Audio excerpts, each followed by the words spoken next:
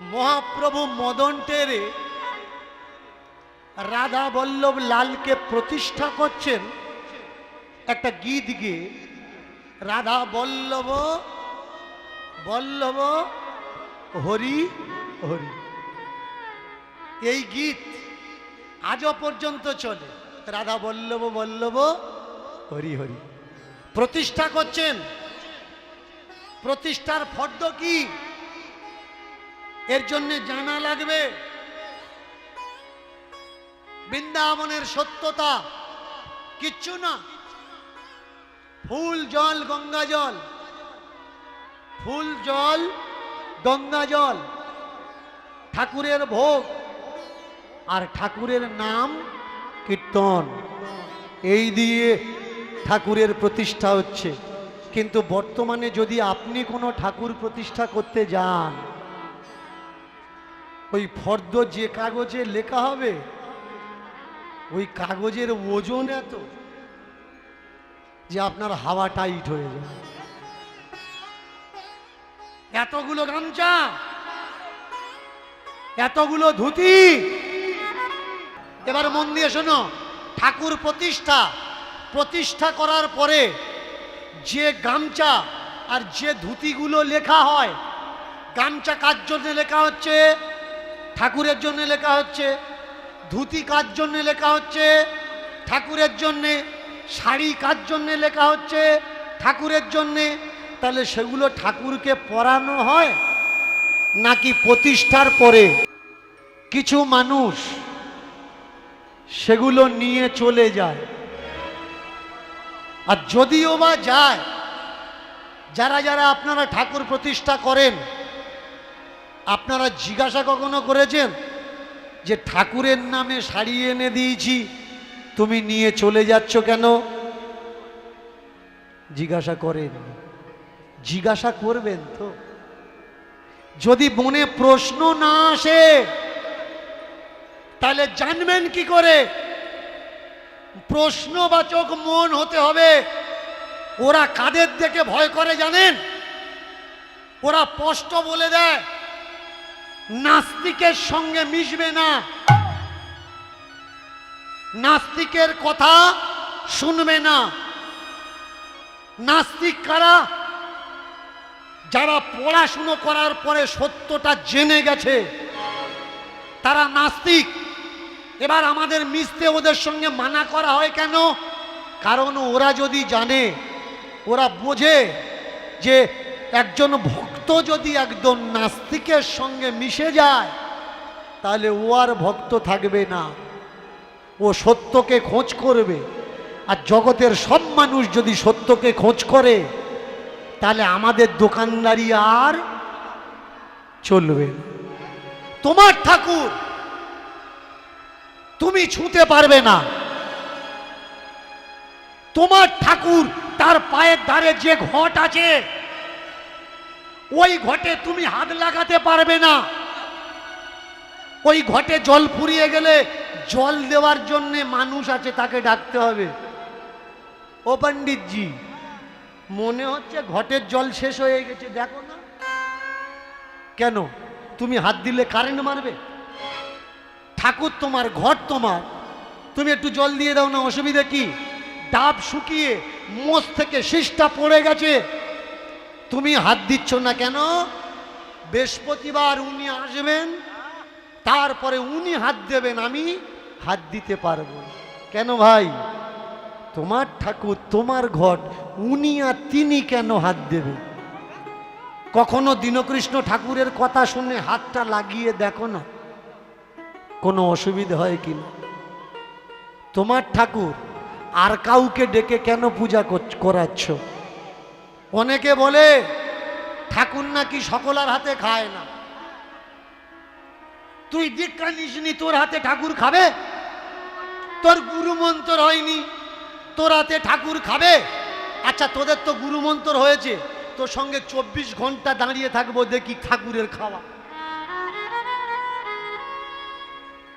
তুই ঠাকুরের খাওয়া দেখি, ঠাকুর খায় কিনা। ঠাকুর খায় না, ঠাকুরকে শুধু উৎসর্গ করা হয় মাত্র। বলুন তো, এটা আমি আপনাদের একটা থিম বোঝানোর জন্য বলছি, কাউকে নিন্দা করে বলছি না। তারাপীঠের মা বামা খ্যাপার হাতে খেত তো, তা সেই মা তো এখনো আছে, মা খাচ্ছে না কেন? দক্ষিণেশ্বরের মা কালী রামকৃষ্ণের হাতে খেত তো, তা সেই মা তো এখনো আছে, মা খাচ্ছে না? আগে সত্যতাটা বোঝা লাগবে। অনেকে আমায় বলে যে তুমি তাহলে এইসব মানো না। কে বলেছে ভাই মানি না? আমি শুধু তোমাদের ধান্দাগুলো মানি না। তোমরা যারা এইসব দিয়ে ধান্দা চালাচ্ছ, বলো তো, ঠাকুর যদি খাবে তাহলে বড় বড় মঠ মন্দিরে গিয়ে দেখো, এক নারকেল 14 বার ঢুকছে আর বেরুচ্ছে, ঢুকছে আর বেরুচ্ছে। কই ওরা তো বলে না, ঠাকুর তো বলে না, এই দিলি ফেস এইটা আনলি, এই তো খেলো ফেস এইটা দিলি। তুমি যে নারকেল ওখানে দিয়ে এলে, ওখানকার পূজারি ওইগুলো বের করে আবার দোকানের সঙ্গে কন্টাক্ট আছে, ও ঝেড়ে দিচ্ছে ওখানে, ওই মাল আবার বিক্রি হচ্ছে। তুমি প্রণাম করবে, শুধু প্রণাম নয়, কখনো যাবে পুরীধাম। পুরীধামে গিয়েছো? কারা কারা পুরীধামে গেছো? ঝেঁটার বাড়ি খেয়েছো? অসৌল কুশৌল কথা। কই ওখানে খেয়েছো 150 টাকা করে প্রণামী দিয়েছো, এসো আমার 10 টাকা করে দাও, এক ঘা করে কষাই। ওখানে ঝেঁটা খাচ্ছ 200, 500, 1000 করে দিয়ে আসছো, আর বাড়িতে যখন কেউ কষাচ্ছে তখন রাগ হচ্ছে কেন? কেন? ওটা তিত্তের ঝেঁটা, আর বাড়িটা কি ডাব পাতার কাটি। আপনি প্রণাম করবেন, মাথায় চড় মেরে বলবে 51 টাকা দে, এটা ভগবতী মা। এখন পাথরে রং লাগিয়ে সিঁদুর লাগিয়ে বসিয়ে রেখেছে, টাকা দেওয়া লাগবে না, টাকা কেড়ে নেবে। সেখানে গিয়ে চরণামৃত খাচ্ছেন, প্রসাদ খাচ্ছেন, পাথরকে প্রণাম করে 200, 500, 1000কে দিয়ে আসছেন। বলুন তো, হাটে বাজারে মাঠে ঘাটে যে পাগলগুলো ঘুরে, তাকে কখনো একটা রুটি কিনে দিয়েছেন? রুটি কিনে কিন্তু দেননি। অথচ ঝাঁটা জুতো খেয়ে আপনারা টাকা দিচ্ছে। কারা ভাই? কবে বুঝবে আমার সমাজ? ওদের দিয়ে আমার মতলব না, ওদেরকে আমি নিন্দা করছি না, ওদেরকে আমি মন্দ বলছি না। আমি বলছি আমার সমাজের মানুষদের। তোমাদের হলো কি? 21 শতাব্দী চলছে, এই 21 শতাব্দীতে মানুষ মঙ্গল গ্রহে চলে যাচ্ছে, মানুষ চাঁদে চলে যাচ্ছে। স্যাটেলাইট দ্বারা বিশ্বকে ইন্টারনেট যোগাযোগ করে দেওয়া হয়েছে। তারপরেও এখনো বেশ কিছু মানুষ মনে করছে গুরু মন্ত্র নিতে হবে তবে তোমার উদ্ধার হবে, না হলে তোমার উদ্ধার হবে না। ভাই, গুরু মন্ত্র নিলে যদি উদ্ধার হতো, বলো তো দেখি, মন্ত্র নেওয়ার পরে তোমার যে কালার সেই কালার থাকে, যে মানুষ সেই মানুষ থাকে, তোমার চেঞ্জ হয় কিছু? কোনো কিছু চেঞ্জ হয় না। তবে না বললে আবার ক্ষতি হবে। মন্ত্র নেওয়ার পরে যে বাম্মা ওকে ছোটবেলা থেকে খাইয়েছে, সেই বাম্মার হাতে খায়, চেঞ্জ তো হয়। দিদির হাতে, বোনের হাতে রাখি মারতে ওরা যায় না। কেন? এসব তো মায়া। হ্যাঁ রে জোচ্চোর, সব যদি মায়া হবে, তোরা অ্যান্ড্রয়েড মোবাইল নিয়ে ঘুরছিস কেন? ওটা কি সত্য? ওটা কি ব্রহ্ম নাকি? এ জগৎ মায়া, বাবা মায়া, মা মায়া। যা দেখছি এ প্রকৃতি, ভাই বোন বন্ধু বান্ধব সব মায়া। তাহলে মোবাইলে ফেসবুক চালাচ্ছি কেন?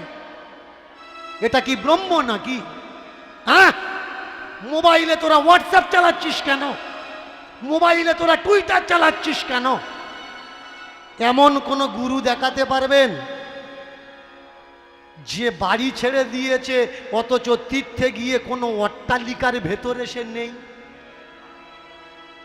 আমি তো বলি এরা সব ধান্দাবাজ। এরা বাড়ি ছেড়েছে ঠিক কথা, কিন্তু বাড়ি ছাড়ার পরে এরা আর একটা বাড়ি বানিয়ে নিয়েছে। তুমি যদি গুরু হলে, তুমি যদি জগৎ মিথ্যা ব্রহ্ম সত্য হলো, ভগবান সত্য হলো, তুমি খাটে ছাড়া শোও না, ডবল ডবল জামা প্যান্ট গাড়িতে ছাড়া যাও না, মোবাইল ছাড়া ব্যবহার করো না, আবার তোমার আশ্রমে একটা স্ক্রিন টিভি লাগানো আছে, মাঝে মাঝে দেশের খবরগুলো নিচ্ছ, কোথায় কি গন্ডগোল হচ্ছে, কে কত টাকা ঘোটালা করেছে। তুমি বাবাজি বসে বসে রিমোট দেখেছিস? ওই নেতাটা কি সর্বনাশ করছে দেশে, ওই নেতা সর্বনাশ করছে, তুই কি দেশের মঙ্গল করছিস নাকি? দেখেছেন আজকের আমাদের সর্বনাশ কারা করছে? ওরা নয়, আমাদের সর্বনাশ আমরা করছি। কত বড় কুসংস্কার দেখুন। ছোট্ট ছোট্ট অল্প বয়সী ছেলে তোমার বাড়িতে যাচ্ছে, ও পূজা করবে। ভালো করে শুনুন, কোনো ব্রাহ্মণ, কোনো বৈষ্ণব, কোনো জাতি, কোনো মাজাব দিয়ে আমার কোনো ব্যক্তিগত কোনো সমস্যা নেই, বা কাউকে আমি হেড দিয়ে ঠেট দিয়ে নিন্দা করে কোনো সময় কোনো কথা বলি না। আমি শুধু আমার সমাজের মানুষকে সত্য জানানোর জন্য কথা বলি। ছোট্ট বাচ্চা তোমার বাড়ি গেছে পূজা করবে বলে, তোমার ঠাম্মা, তোমার দিদিমা ওই স্টুপিডটার পা ধুইয়ে দিচ্ছে, আর ও পা বাড়িয়ে দিয়ে দা দা ধুইয়ে দাও। কেন ভাই, কেন এটা হবে? তুমি আমার বাড়ি আসছো, আমি তোমার পা ধুইয়ে দিচ্ছি, কিন্তু যদি কোনোদিন আমি তোমার বাড়িতে যাই, তুমি পারবে তো আমাকে পা ধুইয়ে দিতে? তুমি শুধু ধোয়াতে জানো, ধুতে জানো। তুমি ধোয়াতে জানো কিন্তু ধুতে জানো না। যে ভালোবাসা দিতে জানে না, শুধু নিতে জানে, তাকে তো শুধু স্বার্থপর মানুষ বলা হয়। ভাই বেশি কিছু বলবো না, একটা বইয়ের নাম করছি, পড়ে দেখে নেবেন। তার নাম হচ্ছে মনু সংহিতা। আমার ভারতবর্ষের অনেক মহান মানবেরা এই বইটা পুড়িয়েছিলেন, অনেকে তাদের নিন্দা করেছে, মনুসংহিতা পড়ালো কেন, পড়ানো উচিত না। কিন্তু আমি আপনাদের বলবো, একবার বইটা ডাউনলোড করে হোক বা কিনে হোক পড়ে দেখবেন যে সত্যিই এটা আমাদের ধর্মগ্রন্থ, নাকি মনু মহারাজের মুখ দিয়ে কিছু স্বার্থপর মানুষ সেই সবগুলো বলিয়ে লিখিয়েছেন। সত্যি মনু বলেছেন নাকি আর কেউ লিখেছেন? মন্দির প্রতিষ্ঠা করবেন, আমি বলে দিচ্ছি, কাউকে ডাকবেন না, নিজের ঠাকুর নিজের মতো করে সাজান, খেতে দিন, আর পারলে আত্মীয় বন্ধু বান্ধব ডেকে, বৈষ্ণবদের ডেকে কীর্তন করুন, পাড়ার ছেলেদের ডেকে ভজন কীর্তন করুন, ওতেই প্রতিষ্ঠা হবে। প্রতিষ্ঠা মানে বসানো, প্রতিষ্ঠা মানে মান দেওয়া, প্রতিষ্ঠা মানে সম্মান দেওয়া, প্রতিষ্ঠা মানে ইজ্জত দেওয়া। আজকে মদন ঠেরে মহাপ্রভু রাধা বল্লভ লালকে বসিয়ে গান করছেন, রাধা বল্লভ বল্লভ হরি হরি, বল্লভ বল্লভ হরি হরি, বল্লভ বল্লভ হরি হরি, রাধা বল্লভ বল্লভ হরি হরি, বল্লভ বল্লভ হরি হরি, বল্লভ বল্লভ হরি হরি, বল্লভ হরি হরি, বল্লভ বল্লভ হরি হরি प्रेम से হরি হরি বল্লভ বল্লভ হরি হরি বল্লভ বল্লভ হরি হরি বল্লভ বল্লভ হরি হরি বল্লভ বল্লভ হরি হরি বল্লভ বল্লভ হরি হরি बोलो वृंदावन धाम की जय। श्याम कुंड की जय। राधा कुंड की जय। गोवर्धन महाराज की जय। जय जय श्री राधे জয় জয় শ্রী রাধে जय जय श्री राधे জয় জয় শ্রী রাধে চমৎকার দেখুন মহাপ্রভুর সময়কালের যে বৃন্দাবন আর বর্তমান সময়ের যে বৃন্দাবন এই দুটো বৃন্দাবনের প্রেক্ষাপট কিন্তু আলাদা সেই সময়ের বৃন্দাবন গাছপালা কাঁটাতে এত ঘন ছিল কেউ উপরের সূর্যের আলো জঙ্গলের ভিতরে পড়তো না আর ওখানে দুই পদের মানুষ চলে যেত কারা কারা এক প্রকার রাজা যাদেরকে ঘোষিত করত ধরে আনো দেখা পেলে ধরে আনো ওকে মৃত্যুদণ্ড দেব মানে দস্যু বদমাইশ ডাকাত যারা তারা প্রাণ বাঁচানোর জন্য লুকাতো বৃন্দাবনে গিয়ে আর এক পদের মানুষ যারা ঠাকুরের ভজন কীর্তন নিয়ে মেতে থাকতো যে ঠাকুর ছাড়া আমাদের আর কিচ্ছু দরকার নেই যদি এই প্রাণ দিতে হয় তাহলে বৃন্দাবনের মাটিতে হা রাধা হা কৃষ্ণ বল আমি প্রাণ দিয়ে দে আর বৃন্দাবনে ওই সময় যিনি রাজত্ব করছিলেন রাজার নাম নর বাহন সেনা ছিল অল্প কিন্তু এত ভয়ঙ্কর রাজা তার জন্যে দিল্লিতে যে নবাব তৎকালীন সময়ে শাসন করছিলেন অনেক রাজত্ব জয় করেছিল কিন্তু বৃন্দাবনে গিয়ে হামলা করতে পারেনি যতদিন নরবাহন বেঁচে ছিলেন এই নরবাহনের যিনি সেনাপতি আজকের যে লীলাটা আমরা আপনাদের আস্বাদন করাচ্ছি আমরা সবাই মিলে আস্বাদন করছি এই লীলার নাম হলো নরবাহনের শুদ্ধ ভক্তি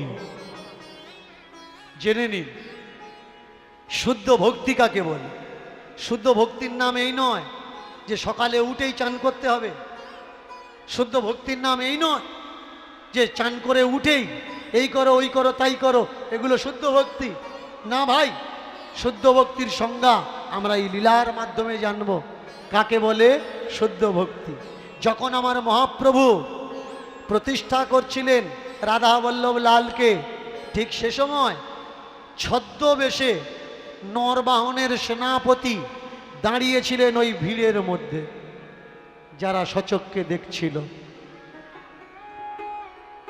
তাকিয়ে দেখলেন মানুষটা অনেক উঁচু লম্বা সোনার মতো গায়ের কাঁচা রং তক তক তক তক করছে ভাবলেন এ আবার কে কোন দেশ থেকে এখানে এসেছে এখানে এসে এই বৃন্দাবনে অধিকার জেতানোর চেষ্টা করছে একে বাঁচিয়ে রাখা যাবে না একে এই সময় তাড়িয়ে দেওয়ার দরকার বা মেরে ফেলার দরকার মানুষ মারতে যার হাত কাঁপে না এই নরবাহনের সেনাপতি তলোয়ার বের করেছে তলোয়ার বের করে পায়ে পায়ে পায়ে পায়ে এগিয়ে যাচ্ছে এগিয়ে গিয়ে জিজ্ঞাসা করলেন কে যেই জিজ্ঞাসা করেছে কে সঙ্গে সঙ্গে আমার মহাপ্রভু পিছন দিকে তাকিয়েছেন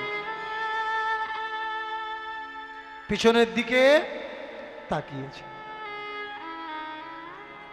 যেই তাকিয়েছে মহাপ্রভুর চোখ মুখ দেখে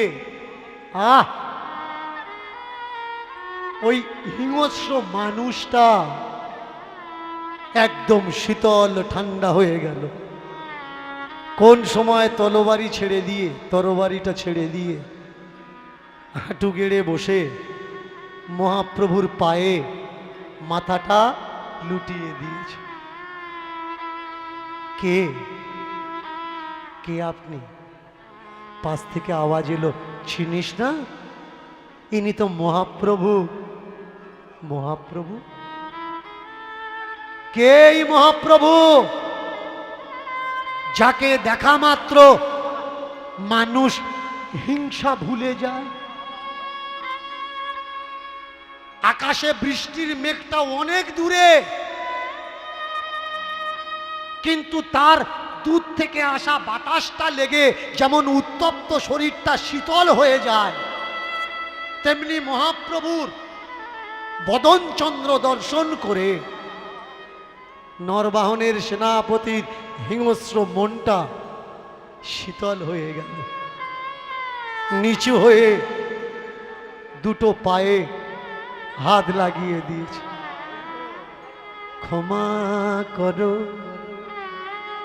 ক্ষমা করো, ক্ষমা করো, ক্ষমা করো, ক্ষমা করো, ক্ষমা করো, ক্ষমা করো, ক্ষমা করো, করো, ক্ষমা করো, ক্ষমা করো, ক্ষমা করো, ক্ষমা করো, ক্ষমা করো, ক্ষমা করো, ক্ষমা করো, ক্ষমা করো, ক্ষমা করো, ক্ষমা করো, ক্ষমা করো, ক্ষমা করো।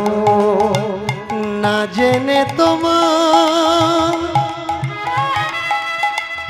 মনে মনে অনেক অপরাধ করেছি। না জেনে তোমার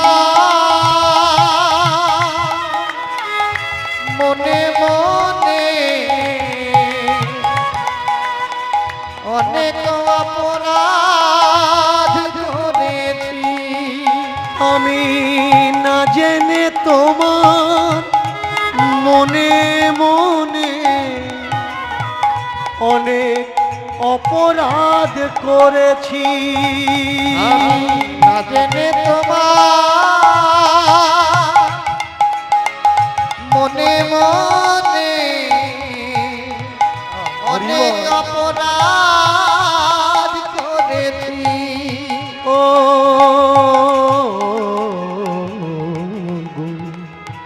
ক্ষমা করো, ক্ষমা করো, ক্ষমা করো, ক্ষমা করো, ক্ষমা করো, ক্ষমা করো, ক্ষমা করো, ক্ষমা করো। অষ্টাঙ্গে ষষ্ঠাঙ্গে দ্বাদশ অঙ্গে চরণ নতি স্বীকার করে হায়, বলে আমায় ক্ষমা করো, ক্ষমা করো হায়, ক্ষমা করো আমার। কত অত্যাচার, কত ব্যভিচার, কত মানুষের রক্ত ঝরিয়েছে, কিন্তু তোমার দেখার সঙ্গে সঙ্গে মন্ত্র মোহিত হওয়ার মতো, বশীকরণের মতো কেউ যেন আমাকে বশ করে নিল। ওই যে পদ্মলোচন তোমার দুটি চোখ, এমন কোনো কঠোর মানুষ নেই যে তোমার দিকে তাকাবে, তাকানোর পরে তার ভিতরে হিংসা থাকে। প্রণাম করে চলে গেল। বাহনের দরবারে এসে বলে উঠলেন, মহারাজের জয় হোক। কি সেনাপতি, কোনো সুসংবাদ আছে? হ্যাঁ মহারাজ, একটা সুসংবাদ আছে, একটা দুঃসংবাদ আছে। যেটা অনুমতি করবেন সেটা আগে বলবেন। সুসংবাদ কে শুনতে চায়? আগে দুঃসংবাদটা বলো। আগে দুঃসংবাদটা বল। মহারাজ, মনে হচ্ছে বৃন্দাবনের উপরে আমাদের বেশি দিন আর অধিকার থাকবে না। কেন? এটাই দুঃসংবাদ। আর সুসংবাদ কোনটা জানেন? বৃন্দাবনে একটা মানুষ এসছে, অজানা অচেনা মানুষ। যতই কঠোর হোক না, যতই হিংস্র হোক না কেন, তার চোখের দিকে তাকালে মনের ভিতরে কোনো হিংসা ভাব আর থাকে। সেনাপতি, তুমি কার সেনাপতি? আমার না ওই অচিন মানুষটা? কার সেনাপতি তুমি? কার তারিফ করছো? আমার সম্মুখে তার নিন্দা করছো নাকি তার তারিফ করছো? তুমি দেখলে যে সে বৃন্দাবনের উপরে অধিকার করার জন্য এসছে, কেন তলোয়ারটা বের করে এক কোপে শরীর থেকে তার মাথাটা নামিয়ে দিতে পারলে না?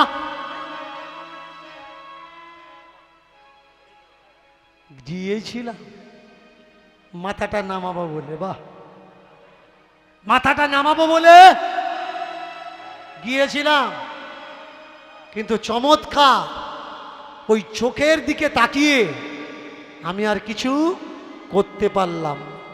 চলো তো দেখি, আমি যাই তোমার সঙ্গে। সেনাপতি বললে, মহারাজ, একবার গিয়ে আমি ঠকে গেছি, দ্বিতীয়বার আমি আর যাব না। যদি যেতে হয় আমাকে ক্ষমা করবেন, আপনি যান।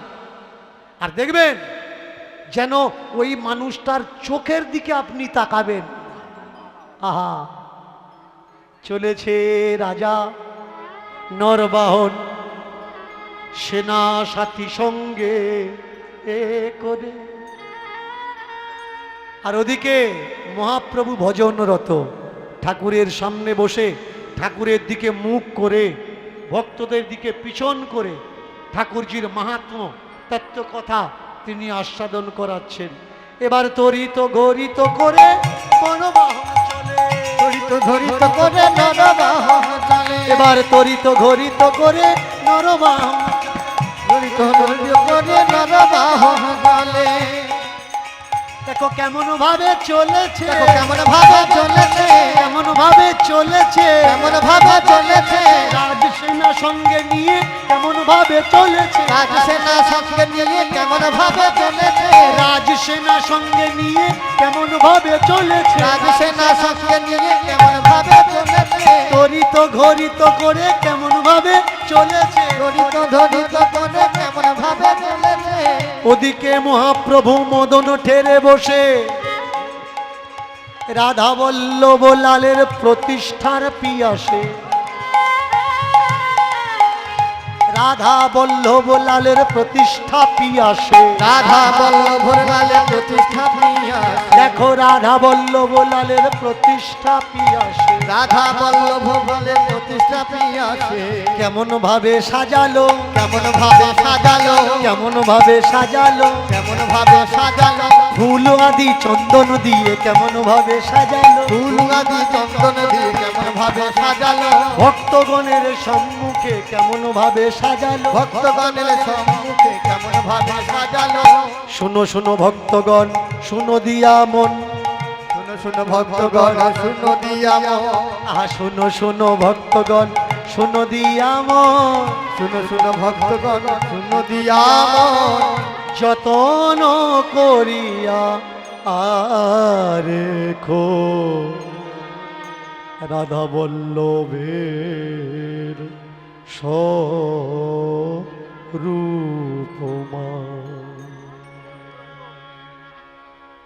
অনেকক্ষণ পিছনে দাঁড়িয়ে আছে। কে? এগুলো কি হচ্ছে? এতক্ষণ আমি দাঁড়িয়ে আছি, আমাকে খেয়াল করছো না? কে জানো? আমি কে জানো? আমি এই রাজ্যের রাজা, আমি এই রাজ্যের রাজা। রাজা? তুমি রাজা? পিছন ফিরেছে মহাপ্রভু। রূপটা কেমন ভালো করে খেয়াল করবেন। এতদিন যাবৎ আপনারা যে মহাপ্রভুর রূপ দেখেছেন সেই রূপটা এইভাবে দুটো হাত ওপরে করে আর মস্তক মুন্ডন করা, এই রূপ দেখেছেন। কিন্তু সত্য কোনটা?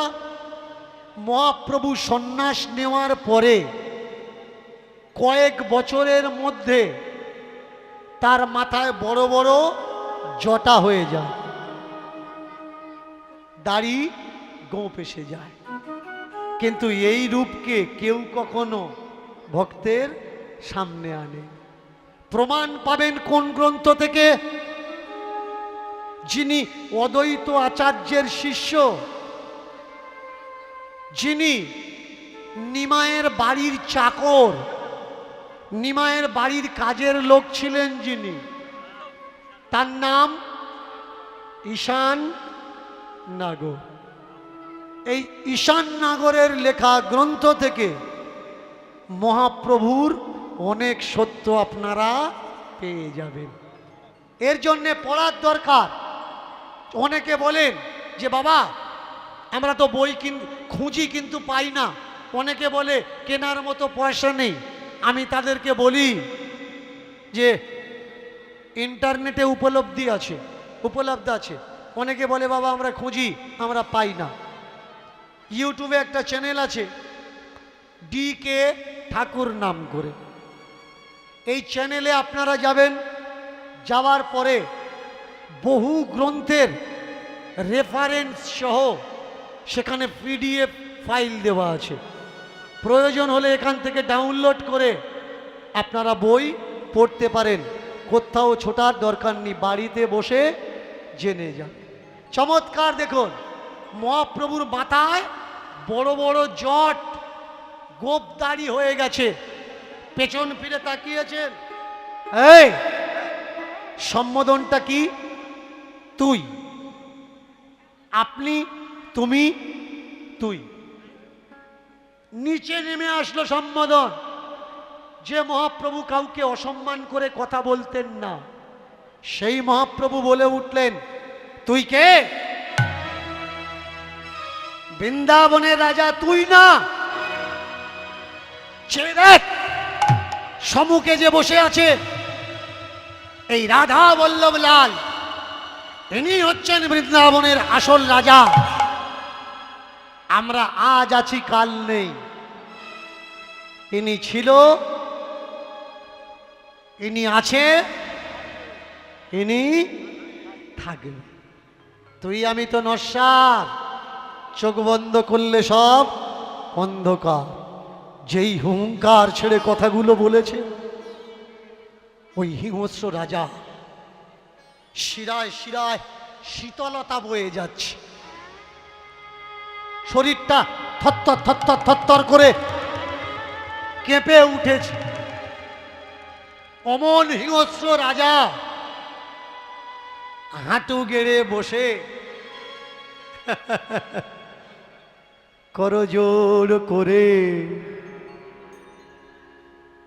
মহাপ্রভুর চরণ দিকে তাকাতে পারে না। এত তেজ, এত জ্যোতি, নয়ন বাদ দিয়ে চরণের দিকে তাকায় আর করজোড় করে বলে, আমার গুরু হয়ে যাও, আমার গুরু হয়ে যাও, আমার গুরু হয়ে যাও, আমার গুরু হয়ে যাও, আমার গুরু হয়ে যাও, আমার গুরু হয়ে যাও, গুরু হয়ে যাও, আমার গুরু হয়ে যাও, গুরু হয়ে যাও, আমার গুরু হয়ে যাও, গুরু হয়ে যাও, আমার গুরু হয়ে যাও। পথ হারিয়ে চলেছি আমি, পথের দিশা দেখাও গুরু তুমি। পথ হারিয়ে চলেছি আমি, পথের দিশা দেখাও তুমি। পথ হারিয়ে চলেছি আমি, পথের দিশা দেখাও গুরু তুমি। পথ হারিয়ে এসেছি আমি, পথ দেখা গুরু হে তুমি। পথ ভুলে আমি গেছি চলে, পথ ভুলে আমি গেছি চলে, আমার তোমার শরণ নয়।